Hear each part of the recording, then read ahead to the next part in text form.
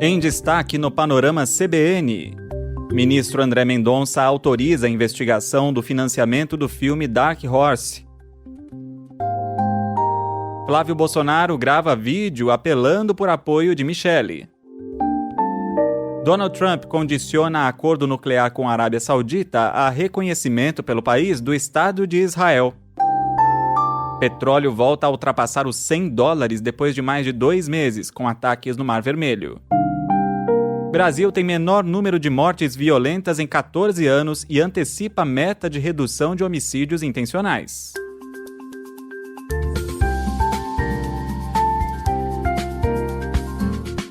Olá para você que está aqui comigo, eu sou Leandro Gouveia e essa é a segunda edição do podcast Panorama CBN de quinta-feira, 23 de julho de 2026.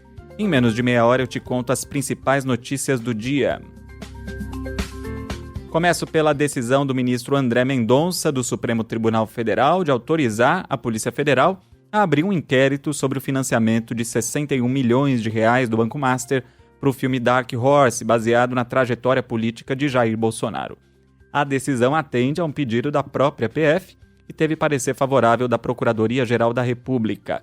O caso corre em segredo de justiça no STF, mas a informação foi confirmada por uma fonte da corte para a reportagem da CBN. Os investigadores querem descobrir se o dinheiro do Master entrou em troca de favores políticos e se parte dos recursos serviu para manter o ex-deputado Eduardo Bolsonaro nos Estados Unidos. Um áudio e conversas gravadas entre setembro e novembro do ano passado, revelados em maio pelo site Intercept Brasil, mostram Flávio cobrando Vorcaro por pagamentos que chegavam a R$134 milhões. Isso aconteceu pouco antes da primeira prisão do empresário e da liquidação do banco. O Supremo já tem outro inquérito sobre o assunto, sob a relatoria do ministro Flávio Dino, que investiga um suposto desvio de verbas parlamentares para a produção desse filme. Flávio Bolsonaro nega qualquer irregularidade, diz apenas que pediu apoio financeiro privado. Um assunto que tem um impacto eleitoral significativo e o outro impacto é aquele vídeo que a ex-primeira-dama Michele Bolsonaro gravou. Disse que foi maltratada e humilhada por Flávio Bolsonaro numa ligação que os dois tiveram. E nessa quinta-feira, mais de um mês depois daquele vídeo, o senador publicou um vídeo convidando a ex-primeira-dama para caminhar junto com ele na política.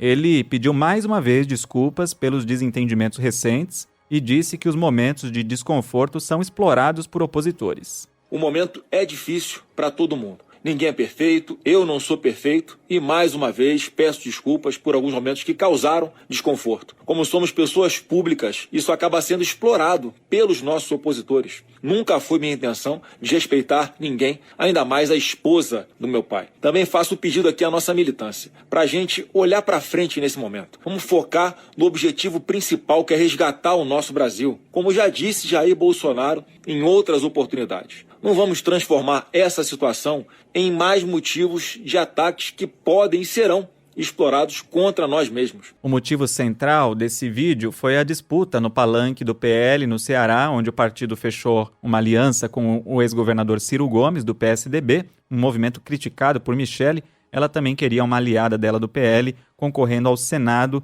e a vereadora Priscila Costa vai acabar concorrendo mesmo à Câmara dos Deputados. Na ocasião do vídeo, Flávio já tinha pedido desculpas, mas a Michele saiu do PL Mulher e sinalizou que não participaria da campanha do enteado. O pedido de desculpas era uma exigência de Michele para a reaproximação, e nessa quinta ela já curtiu a publicação de Flávio. Isso acontece a 2 dias da Convenção Nacional do PL, que vai confirmar a candidatura do senador, que ainda não tem vice. E o ministro Cássio Nunes Marques, presidente do Tribunal Superior Eleitoral, foi sorteado como relator de uma representação do PT contra o senador Flávio Bolsonaro pela divulgação de notícias falsas sobre as urnas eletrônicas. A ação também atinge o ex-deputado Eduardo Bolsonaro e os deputados Gustavo Gayer e Júlia Zanata, todos do PL. Segundo o PT, eles promovem um movimento articulado de desinformação. Em um encontro com embaixadores nessa semana, Flávio Bolsonaro disse que as urnas do Brasil teriam a mesma origem dos equipamentos da Venezuela, citando a empresa Smartmatic. O TSE voltou a desmentir o boato. A corte explicou que a empresa nunca fabricou urnas para o Brasil e que, inclusive, perdeu uma licitação no país em 2020. Flávio Bolsonaro diz que não é bem assim, que ele não colocou em dúvida as urnas, mas o jurista Walter Maierovitch, comentarista da CBN, aponta para a gravidade da declaração às vésperas da convenção partidária. Caso Flávio já estivesse com o pedido de registro protocolado, ele poderia ter tido indeferido a sua pretensão, ou até ter tido cancelado o registro da sua candidatura pela difusão de fake news, de mentiras, de inverdades. Caso já estivesse em curso a propaganda eleitoral, o Flávio teria cometido o crime eleitoral tipificado no artigo 323 do Código Eleitoral. É crime eleitoral, está na lei, divulgar na campanha fatos inverídicos com capacidade de influenciar o eleitor. A ministra Carmen Lúcia, ex-presidente do TSE, afirmou nessa quinta que não acredita mais que alguém em sã consciência tenha dúvidas sobre a urna. Elas passam, diz ela, por um processo de auditoria que é repetido 9 vezes. A ministra falou na Flip, a Feira Literária Internacional de Paraty.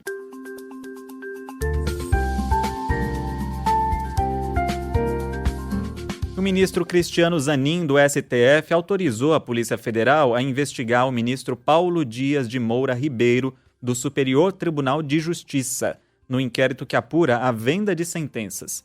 A informação foi dada pelo jornal O Estado de São Paulo. É a primeira vez que um juiz do STJ se torna alvo das investigações que começaram em novembro de 2024.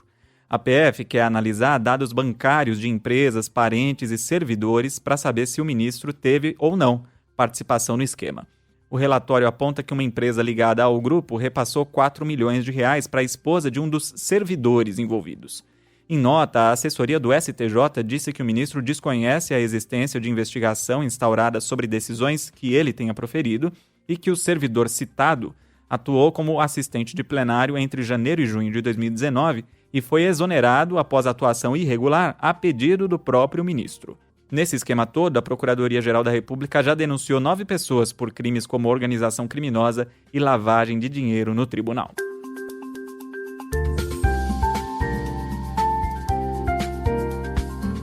E o presidente dos Estados Unidos, Donald Trump, falou nessa quinta sobre o acordo de cooperação nuclear firmado com a Arábia Saudita.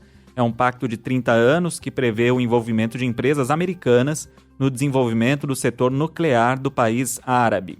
Trump declarou que o enriquecimento de urânio vai se destinar apenas a fins civis de energia. E ele disse ainda que vai condicionar o acerto final ao reconhecimento do Estado de Israel pelo governo da Arábia Saudita. Depois da declaração, o gabinete do primeiro-ministro de Israel, Benjamin Netanyahu, afirmou que uma eventual adesão dos sauditas aos acordos de Abraão vai ser um avanço histórico para a paz no Oriente Médio. Os acordos são um conjunto de tratados mediados pelos Estados Unidos em 2020 que estabeleceram a normalização das relações diplomáticas, comerciais e de segurança entre Israel e países árabes. Já assinaram Emirados Árabes Unidos, Bahrein, Sudão, Cazaquistão e Marrocos. O texto do pacto nuclear com a Arábia Saudita ainda vai ser enviado ao Congresso americano, que só pode barrar a medida se tiver maioria suficiente para derrubar um eventual veto presidencial. E a Câmara dos Deputados dos Estados Unidos aprovou uma resolução para obrigar o presidente Donald Trump a interromper ações militares contra o Irã. Horas depois, o Senado americano rejeitou uma medida semelhante por 49 a 47 votos. A iniciativa na Câmara foi apresentada por uma deputada da oposição e determina a retirada das Forças Armadas das hostilidades, a menos que o Congresso autorize as operações. Uma medida simbólica e não encerra o conflito, já que o Congresso mantém pequenas maiorias republicanas nas duas casas.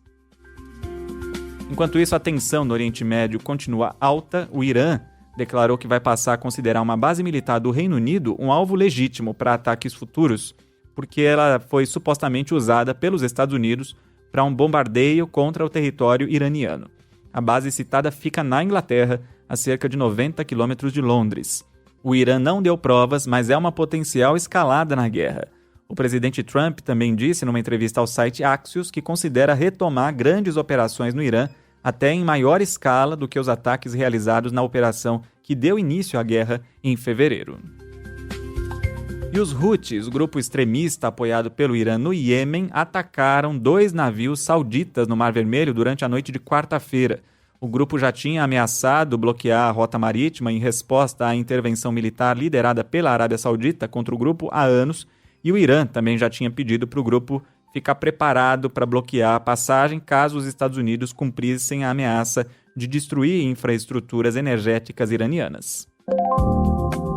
Por causa do aumento das hostilidades, os preços do petróleo dispararam ainda mais nessa quinta-feira, encostando nos $102.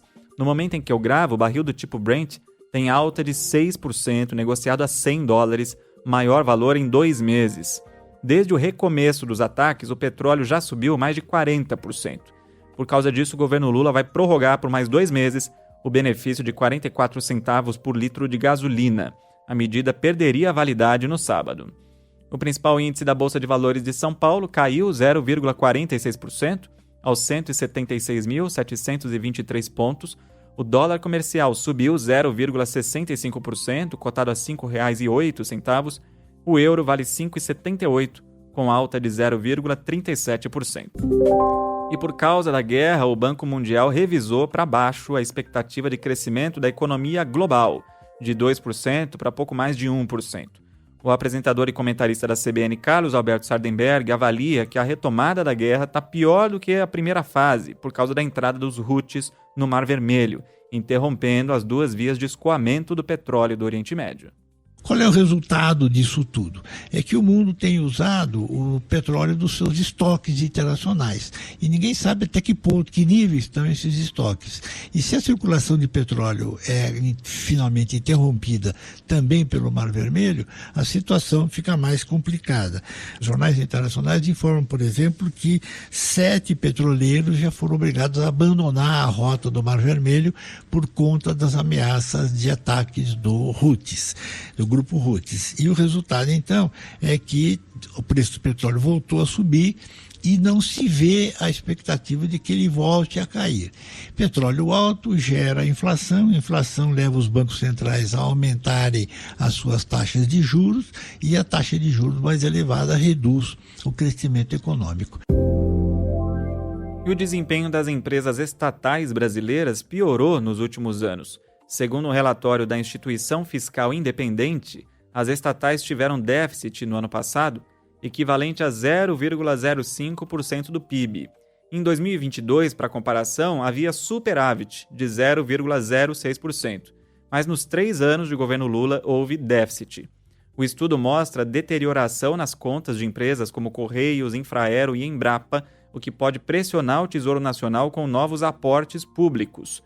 O diretor executivo da Instituição Fiscal Independente, Marcos Pestana, alerta para o impacto dessas companhias no orçamento do governo. O governo gasta mais do que tem, mais do que arrecada em tributos e impostos. E as estatais, algumas chamam atenção e que se colocam como ameaça ao equilíbrio fiscal se dependerem de socorro do Tesouro Nacional. São empresas que merecem atenção porque podem agravar uma situação que já é muito delicada para o Tesouro Nacional e para o contribuinte brasileiro. A instituição aponta ainda que o programa Propag, que reduz os juros e permite o refinanciamento das dívidas dos estados com a União, pode fazer o Tesouro deixar de arrecadar mais de 190 bilhões de reais ao longo de 30 anos. O Conselho de Administração da Vale decidiu destituir o conselheiro Marcelo Gasparino da Silva por causa do vazamento de informações confidenciais de uma reunião de junho. Gasparino concorria à presidência do conselho, mas perdeu a disputa para Manuel Lino Silva de Souza Oliveira, conhecido como Oli, nessa semana. A saída de Gasparino do cargo ainda vai depender da aprovação dos acionistas em uma Assembleia Geral. A apuração que confirmou o vazamento foi feita por um escritório externo e independente. A rodovia que liga São Paulo ao Paraná tem uma nova concessionária. A EPR Participações venceu o leilão da rodovia Regis Bittencourt com um desconto de 22,5% na tarifa de pedágio. O contrato de 15 anos prevê 7 bilhões de reais em investimentos e outros 4 bilhões em custos de operação. A EPR superou as propostas das concorrentes Motiva e da atual concessionária Arteris. A nova administradora vai assumir uma dívida de quase 2 bilhões da antiga concessionária e pagar uma indenização de 120 milhões para assumir o trecho.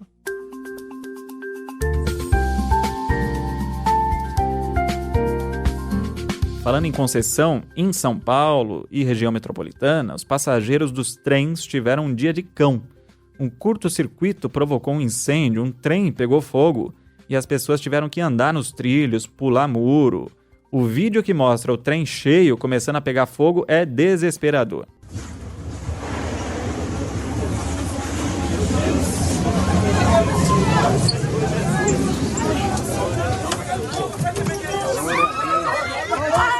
Isso no terceiro dia da operação das linhas 11, 12 e 13 por uma empresa privada. Depois do enrosco, o governo Tarcísio de Freitas decidiu retomar a operação das linhas por um período de 90 dias. A concessionária Trivia Trens assumiu a operação no último dia 21 e já registrou 3 falhas nos primeiros 3 dias de atuação. Segundo a Artesp, que é a agência reguladora de transporte, o contrato firmado no ano passado prevê esse retorno temporário do Estado em emergências. Por causa do problema nos trilhos, a Prefeitura da capital suspendeu o rodízio de veículos em toda a cidade na quinta-feira. O Brasil alcançou no ano passado o menor número de mortes violentas em 14 anos, mas enfrenta a maior taxa de letalidade policial da última década e um recorde nos casos de feminicídio. Os dados são do 20º Anuário Brasileiro de Segurança Pública, divulgado pelo Fórum Brasileiro de Segurança Pública. As mortes violentas caíram 8,4% no ano passado em relação a 2024. Foram 40.775 no ano passado, menor marca desde 2012. Pela primeira vez na série histórica, a taxa de mortes caiu para menos de 20 por 100 mil habitantes, ficando em 19,1. Só que os dados expõem a imensa desigualdade racial, porque 8 em cada 10 mortos são negros. O Brasil também bateu antes do prazo a meta de redução de homicídios dolosos, que é uma fatia de todas as mortes violentas. A meta era chegar a 16 mortes por 100 mil habitantes até 2027 e o indicador caiu para 15,1 já no ano passado. Por outro lado, o país registrou a maior letalidade policial da última década. No ano passado, as mortes cometidas por policiais subiram 5%. Já o número de agentes mortos caiu 3%, tendo suicídio como uma das principais causas. Os feminicídios subiram 4% e bateram recorde no ano passado, com 1.571 casos. O número representa uma média de 4 mulheres mortas por dia por questão de gênero. No recorte regional, a queda nas mortes violentas ocorreu em 20 das 27 unidades da federação.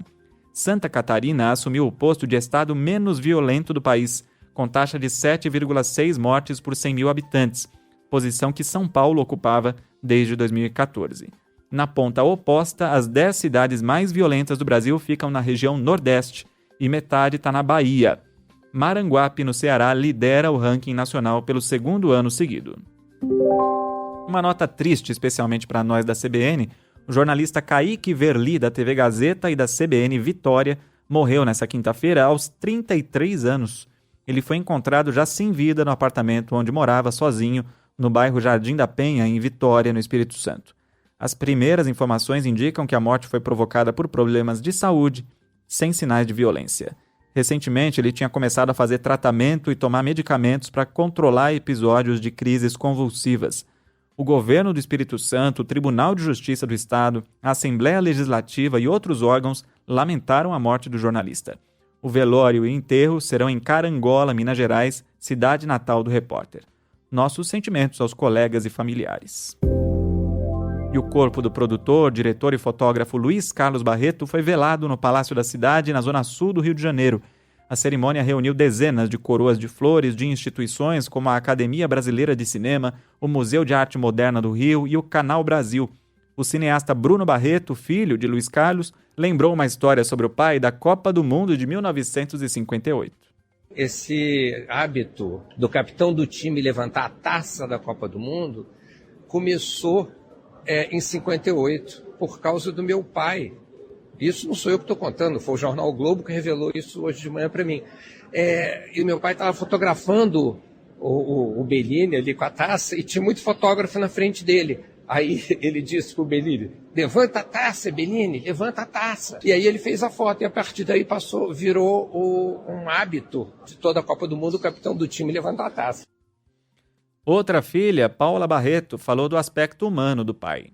Acreditava piamente no cinema como uma cura. O cinema tem o poder de mudar o seu dia. Você tá mal, você tá triste, você vai ver uma comédia, você sai inspirada, você muda seu dia, você sai sorrindo. Eu acho que a maior mensagem que o papai deixa é uma mensagem humana. O papai era o maior humanista que eu conheci. Acho que ele gostaria que a população brasileira tivesse mais amor no coração, menos radicalismo, menos rancor, mais empatia. Luiz Carlos Barreto morreu aos 98 anos na quarta-feira por complicações pulmonares. Ouça a homenagem que a gente fez a ele no Panorama do dia 22.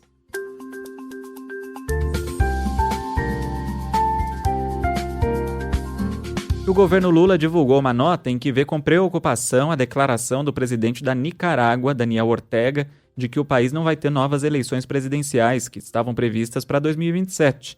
No comunicado, o Ministério das Relações Exteriores faz um apelo para que as autoridades da Nicarágua garantam pleitos livres e transparentes, que são um dos esteios da democracia. O texto conclama o governo a assegurar ao povo o livre exercício do direito soberano de escolha dos seus governantes.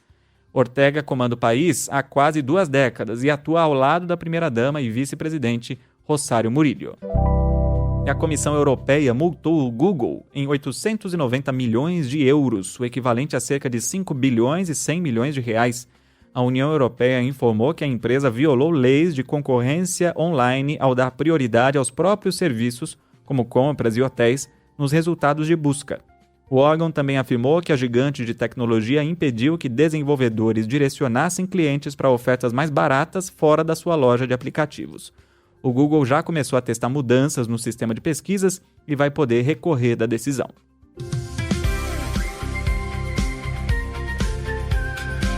E a campeã olímpica Ana Marcela Cunha conquistou mais um feito na natação em águas abertas. Na quarta-feira, a nadadora de 34 anos completou a travessia do Canal da Mancha, que separa a Inglaterra da França.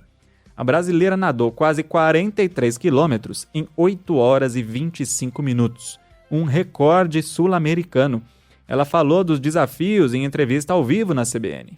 Para a gente da maratona aquática, fazer o Canal da Mancha, atravessar, concluir, é tipo chegar no pico do Monte Everest ali, justamente pelas dificuldades. É isso, passam milhões e milhões de cargueiros todos os dias. A gente que desvia, né? Muita água-viva, muita caravela também, que aí queima um pouco mais. E outro detalhe que a água aqui é bem fria, né? Ela beira aí de 15 a 17 graus, que é mais um detalhe importante. Mas eu acho que o maior também ali é você nadar sozinho, né? Aquela coisa, era disputa, não existia, né? Era só simplesmente atravessar e chegar.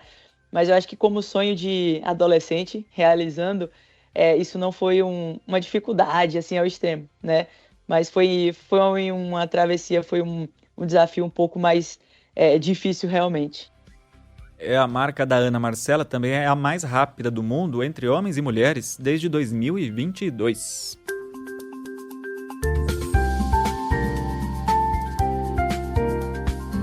E antes de encerrar esse episódio, convido você a mandar mensagem para o Panorama. Meu e-mail é leandro.gouveia@cbn.com.br. No Instagram é só procurar por Lê Reis Gouveia e não esquece de escrever seu nome e de onde você está ouvindo. Boa noite, sou de Almirante Tamandaré, Paraná, e ouço à noite voltando do trabalho. Parabéns pelo formato do podcast. É o Célio Pupia, ou Pupia, que me mandou mensagem pelo Instagram. Obrigado, Célio, um abraço para você. Também a Estela Mares Valcher Farias. Gostaria de agradecer pelo seu trabalho em equipe. Por meio do podcast, fico por dentro dos acontecimentos mais relevantes do Brasil, mesmo vivendo no Canadá. Você me ajuda a estar bem informada e a compartilhar os acontecimentos com meu esposo, que por tabela também acessa o podcast a partir das minhas traduções livres. Bom trabalho para você e sua equipe. Já pensou um panorama em inglês para atender toda a nossa audiência no mundo inteiro? O Panorama está disponível em todas as plataformas em português, no Spotify, Deezer, Apple, Amazon Music, YouTube, também no aplicativo da CBN. Aproveita para conferir se você já ativou as notificações para não perder nenhum destaque do que acontece no Brasil e no mundo. E qual que é a música de hoje, hein, Tico?